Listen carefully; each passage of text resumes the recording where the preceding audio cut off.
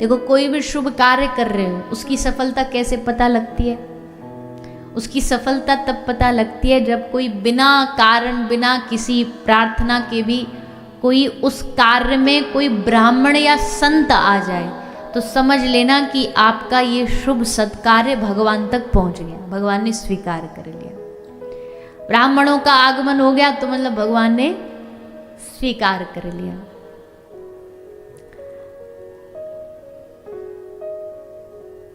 इसलिए हम एक निवेदन भी करते हैं सबसे कि आजकल थोड़ा सा एक जगह कमी आई है ब्राह्मणों के सम्मान में। वो जो विप्र आते हैं हमारे दरवाजे पर पूजा कर्म कांड पाठ करने के लिए, हमको उनका पूरा सम्मान करना चाहिए, आदर करना चाहिए। घर में ब्याह शादी हो रही है तो ठीक है, सब रिश्तेदारों को भी खूब हम ध्यान रखें, हम मना नहीं कर रहे, पर उसमें हम क्या कर देते हैं, जो बेचारे पंडित जी आते हैं ब्याह पाठ करने, ब्याह पढ़ाने, वो कुछ भी बोले, अरे पंडित जी आप रहने दो, इतनी भीड़ है देखो। अब हम उनका ध्यान रखें, आपका ध्यान रखें, आप निपटा लो। अब जैसे पंडित जी ने ये भी बोल देंगे भैया ये चाहिए वो चाहिए, अब पंडित जी अब शॉर्ट में कर दो आप। आजकल पंडित जियों को भी टाइम दे देते हैं कि 10 मिनट में हो जाना चाहिए, 10 मिनट में पूजा पूरी हो जाए। अब पंडित जी कहाँ से मंत्र कम है पंडित जी, अब करते हैं फिर क्या करें। पंडित जी को पता है यजमान जी की ड्यूटी 8 बजे को निकलना है, तो अपनी ड्यूटी के हिसाब से टाइम बता देते, पंडित जी आधा घंटा में कर देना, खत्म। फिर अब वेद मंत्र कम करो, क्या मंत्र कम करो।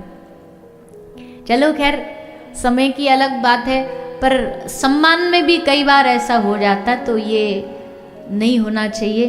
क्योंकि हम देखो कोई वैसे भाव से नहीं लेना, हमारा भले शरीर ब्राह्मण परिवार से ही है, लेकिन हम कोई ऐसे कर्म कांड तो करते नहीं है, कहीं जाते नहीं ऐसे कर्म कांड के लिए। पर जो जाते हैं हम उनको कभी कभी देखते हैं कि व्यवहार थोड़ा सा अनुचित होता है, उनको लगता है, कई बार ऐसा हमने देखा है कि वो ब्राह्मण की जगह उनको ऐसा लगता है ये कोई कर्मचारी है, ऐसे बोल देंगे अरे ये भी तो दक्षिणा तो लेते हैं, पैसा तो दे ही रहे हैं हम। तो ये कोई हम किसी पर एहसान नहीं करते, हमने प्रेम से भाव से उनको बुलाया, क्योंकि ब्राह्मण भगवान का मुख होते हैं। तो अगर उनकी सेवा हम कर रहे हैं, इसका मतलब साक्षात भगवान की सेवा कर रहे हैं। हमारे ब्रज में एक महाराज जी कहते हैं ब्राह्मण भगवान का मुख होते हैं, अग्नि भगवान का मुख होती है। इन दोनों को खिलाओगे, जैसे अग्नि में भगवान तक पहुंचाने के लिए यज्ञ होता है, देवी देवताओं के यजन के लिए यज्ञ होता है, तो यज्ञ में अग्नि में आहुति डालते हैं। उस आहुति का भाव क्या है, जिस भी देवता का नाम लेके आहुति डाली जाती है, यानी कि ये उन तक पहुंच गया, उनके उदर तक पहुंच गया, भगवान तक पहुंच गया। और ब्राह्मण को भी इसलिए पवाते हैं, पितृपक्ष हो कोई भी शुभ कार्य हो, ब्राह्मण को क्यों बुला के पवाते, इसका मतलब है वो भगवान का मुख है, इनके उदर में गया मतलब भगवान के मुख में गया। अग्नि में डालोगे, अग्नि में सामग्री डालोगे तो आवाज आती है स्वाहा, और किसी ब्राह्मण के मुख में डालोगे तो आवाज आती है आहा। जब ब्राह्मण एकदम चकाचक भर जाए पेट और हाँ तृप्ति हो गई तो आहा। और भगवान ऐसे यजमान सबको दे, फिर ऐसी आशीर्वाद भी दे के जाते कि भैया तुम खूब बढ़िया सेवा करी हमारी। खैर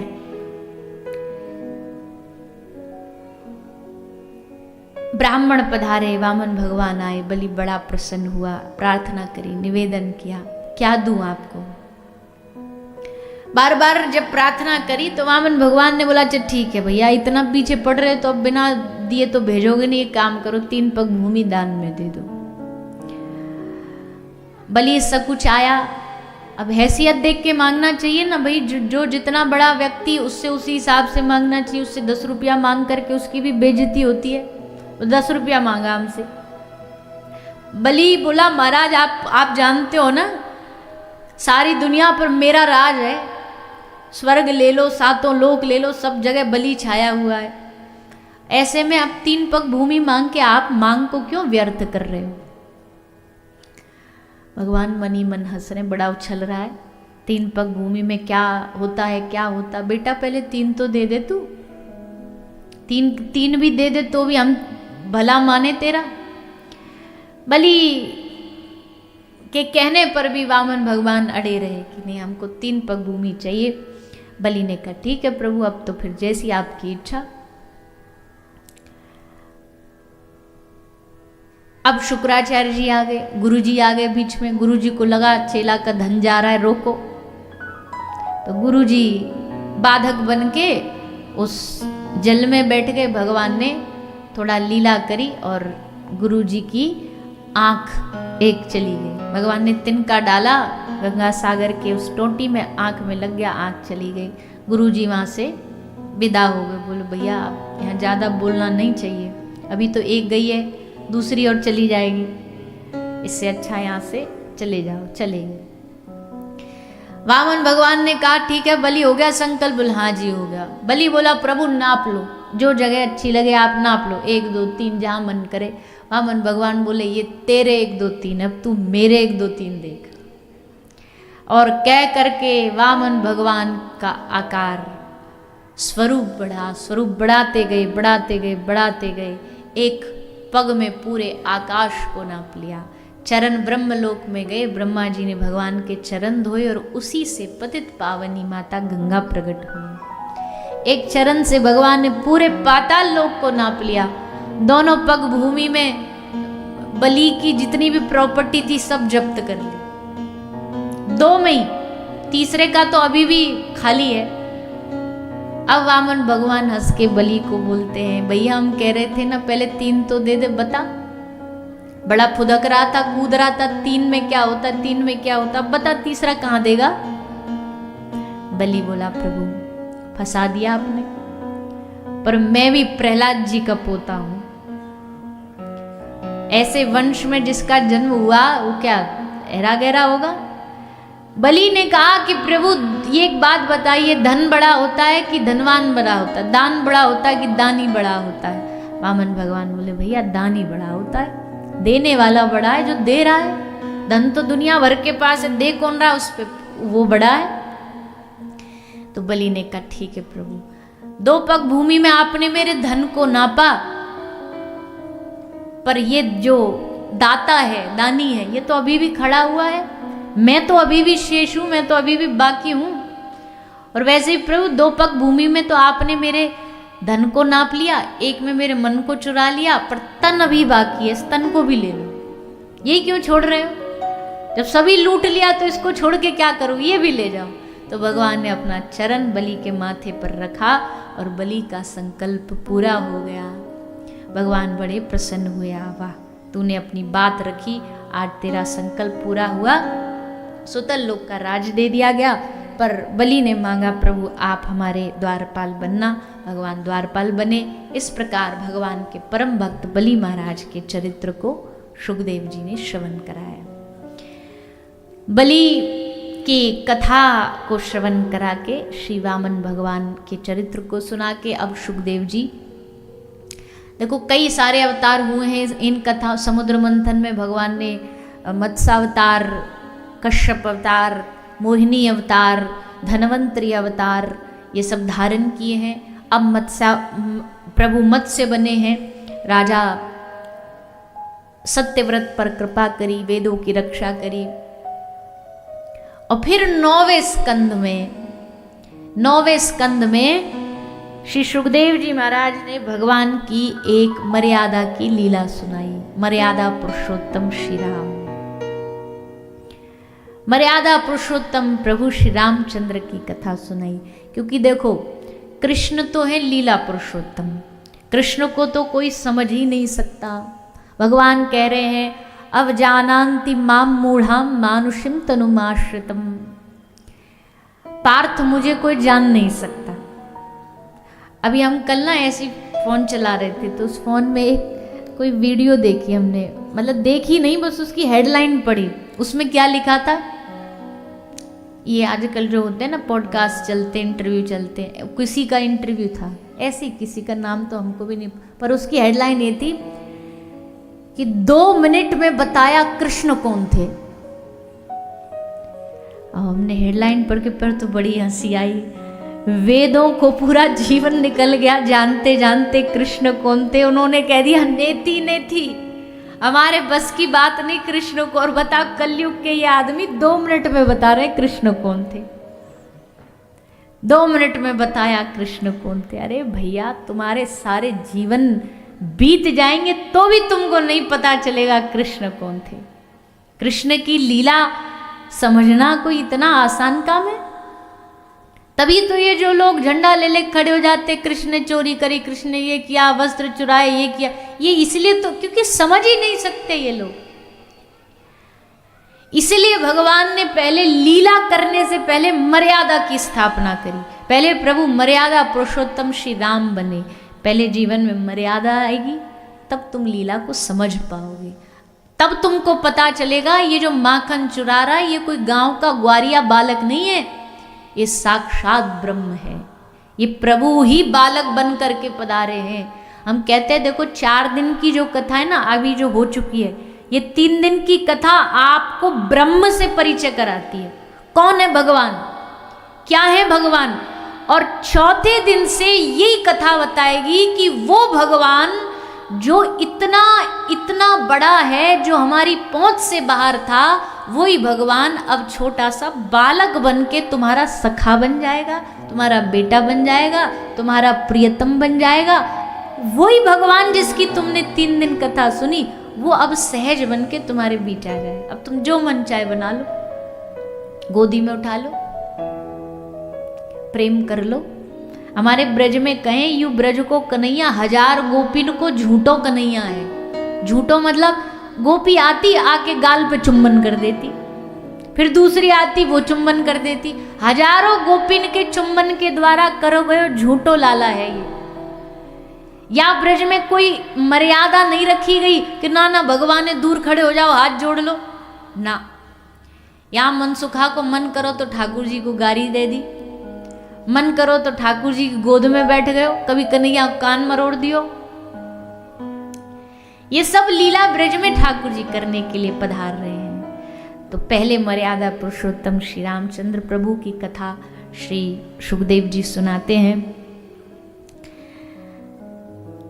सूर्यवंश के राजाओं की कथा आती है। महाराज सगर, भागीरथ, महाराज दिलीप, राजा नृग और महाराज दशरथ। महाराज दशरथ के जीवन में कोई संतति नहीं है। प्रार्थना करी, गुरु के पास गए, सब सुख था पर जीवन में संतान नहीं थी, इसलिए महाराज दशरथ बड़े दुखी थे। इस समस्या का समाधान कहाँ से पाएं? तो गए गुरु के पास और गुरु जी से निवेदन किया। गोस्वामी तुलसीदास जी बाबा वर्णन करते हैं, एक बार भूपति मन माही, एक बार भूपत मन माही भई ग्लानी मोरे सुतनाई। ग्लानी हुई श्री दशरथ जी महाराज को, हमारे घर संतान नहीं। गुरु गृह गया तुरंत महिपाला, चरण लागी करी विनय विशाला। गुरु जी को काहे, गुरु जी निज सुख दुख सब गुरु ही सुनायो, कही वशिष्ठ बहुविधि समझायो। धरऊ धीर होई सुतचारी, त्रिभुवन विदित भगत भयहारी। धरऊ धीर, हे राजन धैर्य रखो, तुम एक मांगने आए हो, तुम्हारी कृपा से 4 बालक होंगे तुम्हारे घर, 4 पुत्र, वो भी कैसे? त्रिभुवन विदित भगत भयहारी। एक काम करो, यज्ञ करो, पुत्र कामिष्ट यज्ञ। पूर्व में बड़े अद्भुत अद्भुत यज्ञ होते थे, यज्ञ से ही सब कार्य सिद्ध हो जाते थे। तो पुत्र प्राप्ति के लिए यज्ञ किया। श्रृंगी ऋषि वशिष्ठ बुलावा, पुत्र काम शुभ यज्ञ करावा। श्रृंगी ऋषि आए, आकर के यज्ञ हुआ और प्रगटे अग्नि चरु कर लीनी। अग्नि भगवान चरु का, खीर का प्रसाद लेके प्रगटे, तीनों मैयाओं को दे दिया। यही विधि गर्भ सहित सब नारी, तीनों माताएं गर्भवती हो गई। पूरी सरयू के नदी के जल में अमृत बहने लगा। भगवान के आगमन की खुशी में चारों ओर वातावरण सुंदर हो गया। चैत्र का पवित्र महीना आया और गोस्वामी तुलसीदास जी लिखते हैं, नौमी तिथि मधुमास पुनीता,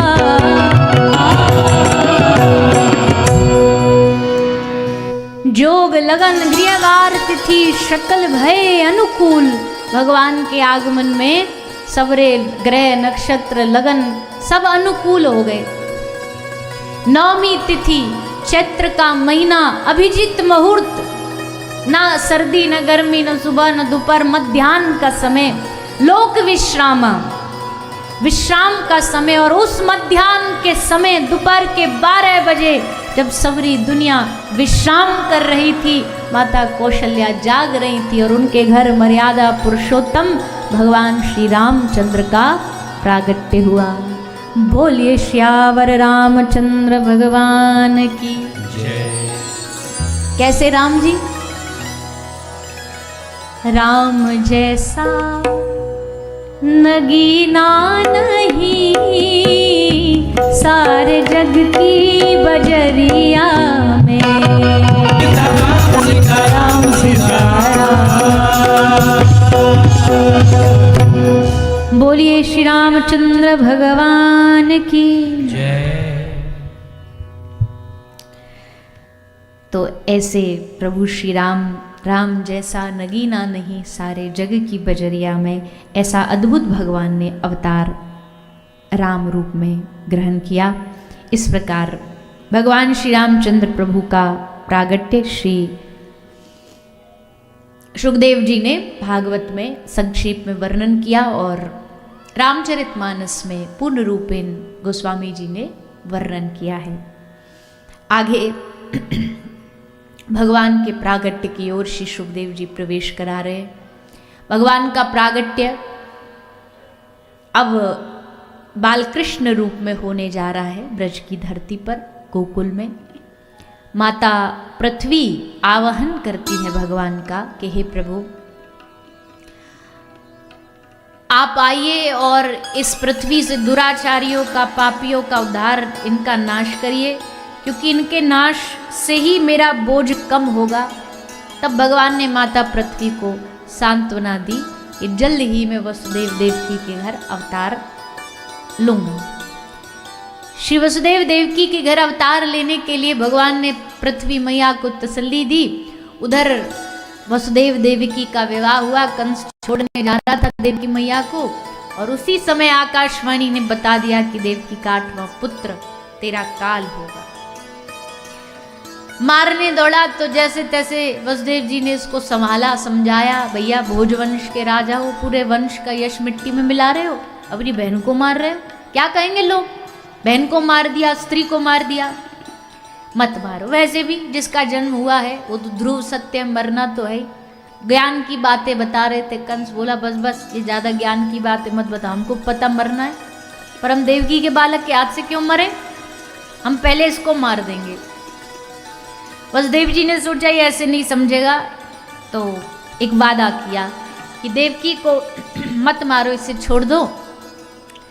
देवकी की संतान 8 होंगी, 8 की 8 हम तुम्हें सौंप देंगे। कंस बोला हाँ ये बात जची, इसमें हम मान सकते हैं कि 8 को ला के हमें दे देना, जैसे जैसे बालक हुई। ठीक है, पहला बालक हुआ, लेकर के आए वसुदेव जी। बालक को देखा और देख के कंस के मन में दया आ गई। कंस बोला अरे राम राम, छोटो सा बालक ये काम मारेगा हमको, ले जाओ वसुदेव जी, इसकी जरूरत नहीं हमें, ना दूसरे की ना तीसरे बार, 8वां ले आना, 8वां ले आना हमारे पास।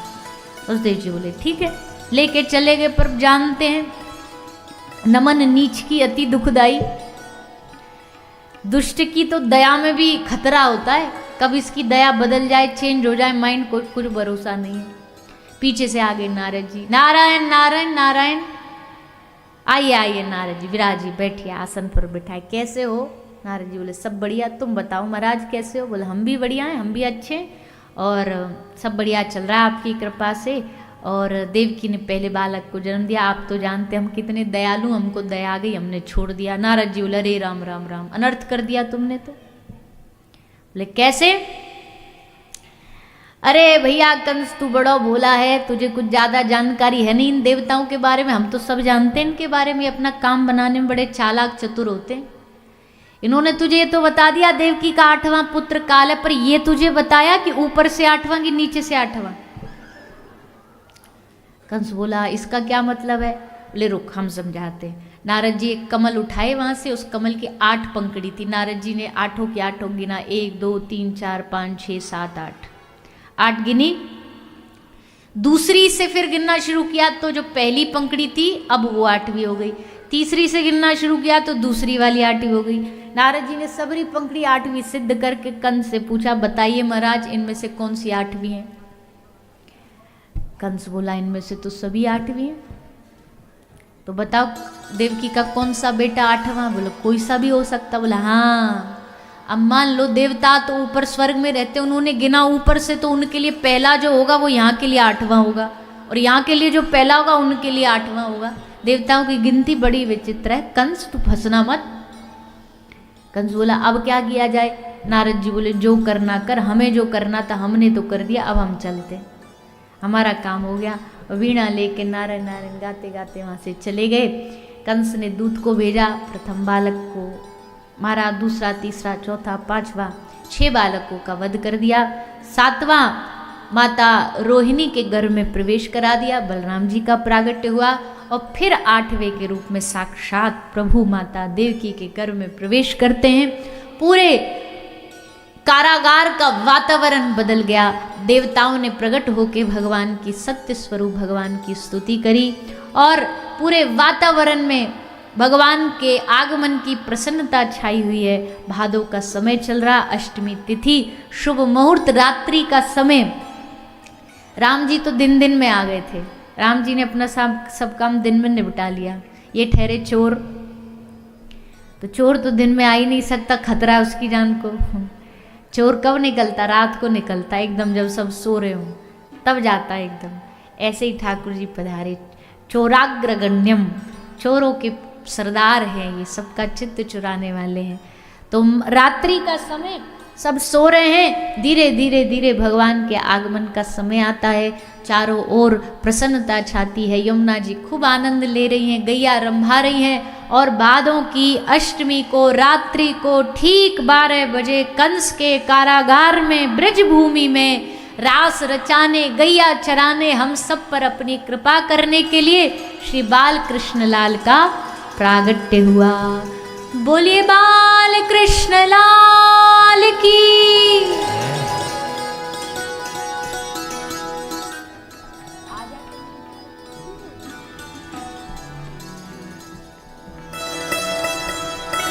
सबरे ब्रज में ठाकुर जी के आगमन की धूम में आप हम सब भी प्रार्थना करें, और बड़े भाव और आनंद से सब लोग गाएंगे। हो आजा कन्हैया प्यारे, आजा कन्हैया प्यारे, बोलिए बाल कृष्ण लाल की। आज श्री वसुदेव जी भगवान को टोकरी में पल्ला में लेकर के गोकुल लेके जा रहे हैं। आप हम सब भी ठाकुर जी के दर्शन करेंगे ब्रज में। और अब आप देखो, आज कोई बैठने की जरूरत है नहीं। अब नेक 4 दिन हो गए आपको बैठे बैठे कुर्सी पे, अब कुर्सियों को थोड़ा सा आराम दे दो। अब ने खुद मेहनत कर लो, ने ठाकुर जी के उत्सव में नाच